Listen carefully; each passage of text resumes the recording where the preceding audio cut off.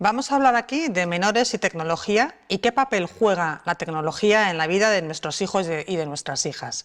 Lo principal que tenemos que tener en cuenta es que la tecnología forma parte de su tiempo de ocio, lo queramos o no. Cuando les preguntamos a los adolescentes qué actividades sueles realizar en tu tiempo libre, destacan entre las principales actividades, como vemos aquí, pues estar con el móvil, tableta, ordenador, también el estar conectado a redes sociales, también el ver series o películas online, el jugar a los videojuegos, pero es cierto que hacen también otras cosas. Vemos que aunque tienen un repertorio de ocio conectado con la tecnología, también es variado. Hacen deporte federado, se asocian a asociaciones, practican voluntariado.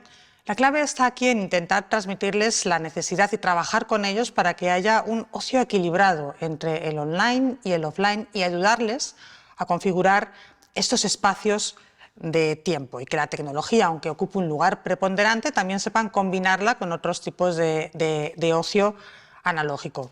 Vemos también que aumenta el tiempo de conexión diario de los menores y de los niños, niñas y adolescentes. Un 31,6%, es decir, 3 de cada 10 adolescentes, pasan más de 5 horas conectados cualquier día de la semana. Y además, durante el fin de semana, casi la mitad se conecta más de 5 horas. Nos preocupa y es normal el tiempo que pasan conectados, pero importante es también qué hacen cuando están conectados, qué contenidos consumen, qué están consultando, si es un consumo pasivo o es también un contenido, un consumo creativo de ese tiempo de conexión.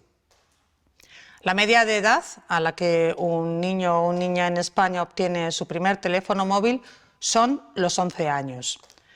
Pero más importante que la edad es también tener en cuenta cómo es ese niño y esa niña. En realidad no hay una edad estándar a la que un niño o una niña deba tener su primer móvil, porque depende de cómo es cada niño, depende de su grado de madurez, depende también de la familia, depende de qué condiciones le pongamos cuando le damos ese primer móvil y tengamos también en cuenta que ese primer teléfono móvil no necesariamente ha de ser un móvil de última generación con todos los recursos, no es necesario, que aprendan también a gestionar ellos sus recursos, sus aparatos tecnológicos y a gestionar también los datos que les damos. Si nos fijamos en esta gráfica vemos que casi la mitad cuenta con una conexión vinculada a un contrato, ¿de acuerdo? Cuando les preguntas cómo es tu conexión a Internet, el 50%, la mitad, dice que tiene un contrato. Hay un 42% que ni siquiera lo sabe porque no le importa, porque no sabe, por lo tanto, cuánto se está gastando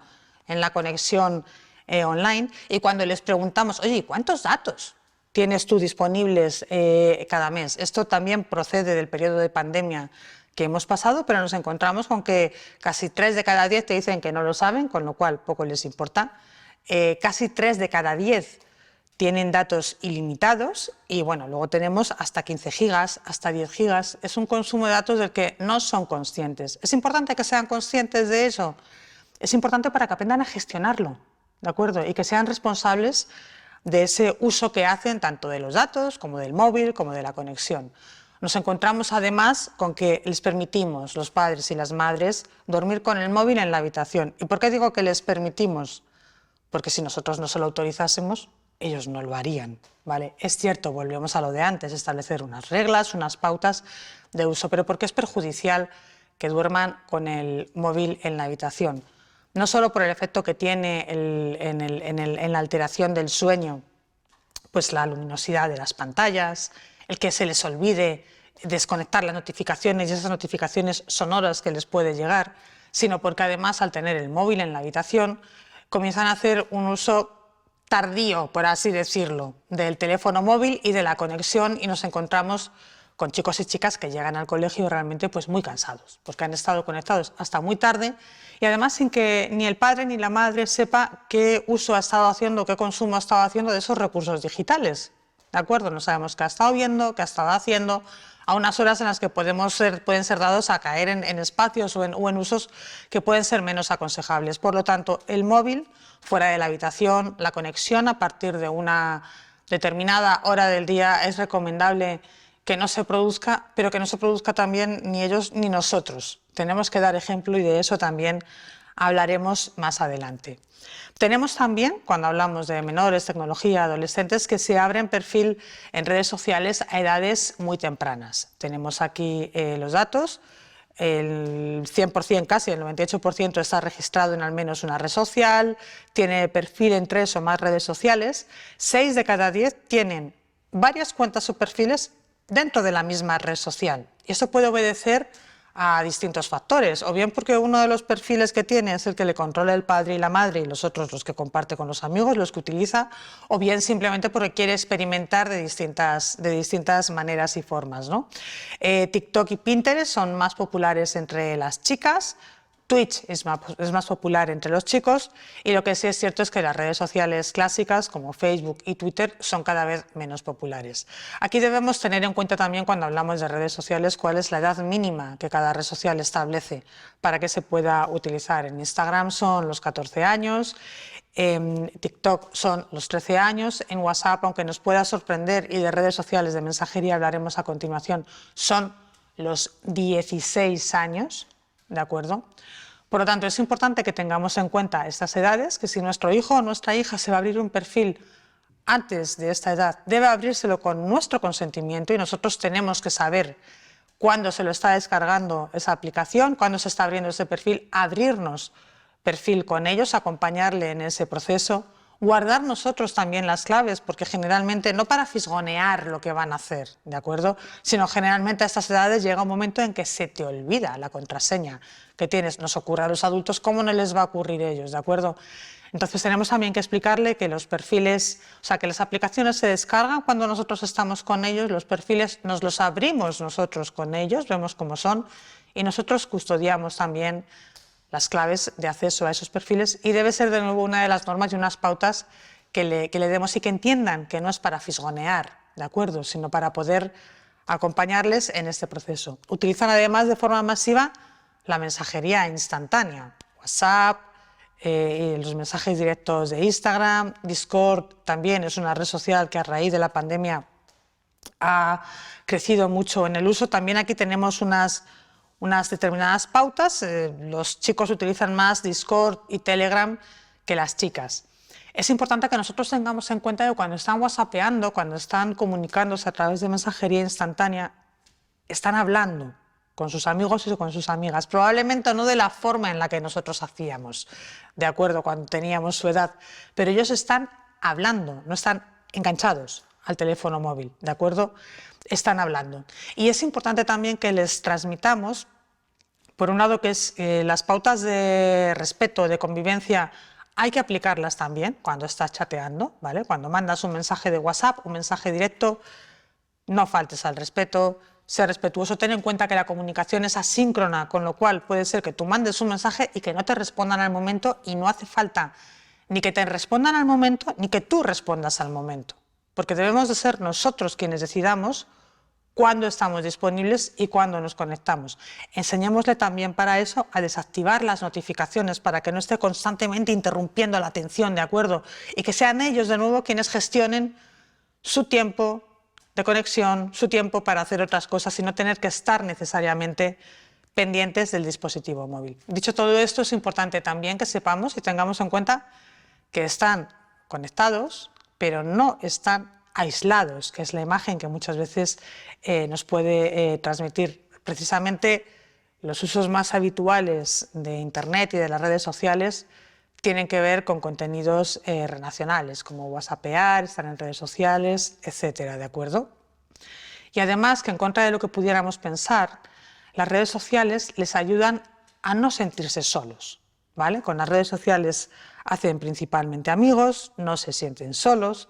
Ellos nos dicen, porque esto les preguntamos a ellos, me muestro realmente como soy.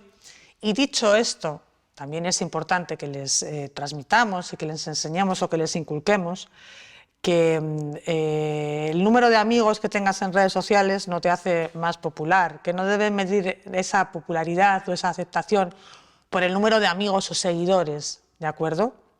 Que pierdan un poco ese concepto, que la autoestima no se mide en los likes que tú tengas a una foto, a un comentario, o cuánta gente te sigue, sino que la autoestima es algo que tienes que ser tú quien te la trabaje y que no dependa de los demás y que no dependa además de los demás, porque ese número de seguidores o de likes generalmente va a depender de un algoritmo, que es quien ordena los contenidos y quien los muestra, y por lo tanto no tiene sentido que el valor que tú te des a ti mismo dependa de un algoritmo que es el que al final establece estas cuestiones. Les genera además principalmente emociones positivas, porque ellos sienten que a través de las redes sociales y de la conexión a Internet pues se ríen, pueden experimentar, pues se sienten más tranquilos. Circulan muchísimos vídeos de técnicas de relajación que lo utilizan muchísimo los adolescentes, ¿de acuerdo? Y sí es cierto también que hay un porcentaje menor que nos habla pues, de miedo, de soledad, de angustia. Curiosamente, tengamos en cuenta estos sentimientos de miedo, soledad, angustia, tienen mayor peso entre las chicas que entre los chicos, pero como punto de partida ellos están allí, bueno, pues para divertirse y para buscar apoyo, amigos, etc. Pero ¿qué es lo que les ocurre? Que les faltan competencias digitales. Hace ya tiempo que se acuñó el término de los nativos digitales y que nos decían que por nacer rodeado de tecnología aprendían ya directamente a utilizar un ordenador, una tablet, el móvil, y esto es falso, ¿vale? Por nacer rodeado de tecnología, y por mucho que sepas además darle y apretarle un botón, no significa necesariamente que sepas cómo sacarle partido, cómo aprovecharlo, cómo comportarte, cómo generar un uso creativo y productivo de esa tecnología. De la misma manera que nacer rodeado de libros no significa que vayas directamente ya a aprender a leer si alguien no te enseña a leer. Y además, dicho esto, una vez aprendes a leer, no es lo mismo qué tipo de libros leas, ¿de acuerdo? Para amueblarte la cabeza. Pues con la tecnología, con la conexión a Internet, es exactamente lo mismo. Lo que vemos cuando les preguntamos en esta falta de competencias digitales es que 7 de cada 10 niños no saben cómo editar o realizar cambios básicos en contenido online. 6 de cada 10 no saben cómo comprobar si la información que encuentran online es cierta. Esto es algo que nos ocurre también a los mayores, pero es que la diferencia es que ellos, su principal forma y vía de información son las redes sociales. No ven los informativos, no consultan medios online, reciben la información a través de lo que publican las personas a las que siguen o las cuentas a las que siguen, o lo que les llega vía mensaje directo, a veces incluso el pantallazo de una noticia, y no entran a comprobar la información. Debemos empezar a establecer pautas para que quieran comprobar lo que les están contando online. A casi la mitad les resulta difícil elegir qué palabra deben utilizar en sus búsquedas online. De nuevo, repito, esto es cuando les preguntas a los niños y las niñas españoles. Y 3 de cada 10 no saben cómo guardar una foto que han encontrado online. Es importante que les acompañemos desde pequeños. No hay una edad de inicio para empezar nosotros a enseñarles a utilizar la tecnología. Podemos aprovechar cuando estamos programando un viaje, cuando estamos haciendo reservas online, cuando estamos buscando información para visitar un sitio turístico o incluso para reservar una entrada a algún sitio, que ellos vean cómo buscamos, cómo comparamos, que se acostumbren a estar con nosotros. Y tengamos además en cuenta que este acompañamiento en destrezas digitales, a medida que ellos crecen y entran en la adolescencia, los padres y las madres, lo queramos o no, dejamos de tener autoridad sobre ellos, dejamos de ser su referente, porque los amigos y el círculo cercano pasan a ser su principal referente. Por lo tanto, aprovechemos cuanto antes para involucrarles también en las tareas digitales que nosotros hacemos y empezar a transmitirles esas competencias digitales, porque lo cierto también cuando les preguntamos es que los padres y las madres acompañamos pocos. Si les dices, oye, ¿tus padres te animan a descubrir y aprender cosas en Internet? Solo 2 de cada 10 te dicen que sí. ¿Te sugieren formas de usar Internet de forma segura? Solo 4 de cada 10. Tenemos que explicarles que las contraseñas no se comparten, que desconfíen de las URLs que puedan resultar sospechosas, sobre todo si reciben mensajes directos con mensajes que me pueden resultar extraños, ¿de acuerdo? Que las wifis públicas significa que alguien desde fuera puede ver qué es lo que estás, si te conectas a una wifi pública, puede ver qué es lo que estás compartiendo, ¿de acuerdo? Animémosles a buscar información en Internet, a comparar, a contrastar. Cuando les dices, oye, ¿Tus padres hablan contigo sobre lo que haces en Internet? Solo 2 de cada 10 dicen que sí. Les preguntamos qué hacen en Internet y luego nos sorprende que estén conectados más de 5 horas diarias, si ni siquiera les preguntamos qué es lo que están haciendo conectados. Insisto, no es solo el tiempo, sino qué es lo que hacen cuando están conectados. Y solo un 35% dice que mis padres me ayudan cuando algo me molesta online. Tienen que saber que estamos allí para ayudarles, que pueden contar con nosotros. Nosotros tenemos que intentar contenernos el típico te lo dije y esas ganas que muchas veces nos pueden dar de regañarles, ¿de acuerdo? Tienen que saber que estamos a su lado y que les vamos a ayudar. Dicho esto, os propongo unas cuantas preguntas para reflexionar y vamos a repasarlas juntas. Cuando se descarga una app móvil, ¿revisas con tu hijo las herramientas y las características? ¿Sueles sentarte con ellos a buscar contenidos en Internet o en redes sociales? ¿Hablas con tus hijos o con tus hijas sobre los contenidos que consultan y ven en Internet y en redes sociales? ¿Comentáis noticias de actualidad? ¿Comprobáis si son ciertas o no? ¿Has jugado a alguno de sus videojuegos? ¿Qué alternativas de ocio en familia no tecnológico practicáis cuando les decimos deja de estar conectados? Sí, pero ¿hacemos algo con ellos? ¿Les ofrecemos alguna alternativa? ¿Habláis sobre cómo generar contraseñas seguras o cómo guardar y almacenar esas contraseñas seguras? ¿Cómo distinguir si una página web es segura o no? ¿O cómo sospechar de mensajes fraudulentos que pueden contener virus? De todo esto debemos reflexionar juntos para seguir avanzando.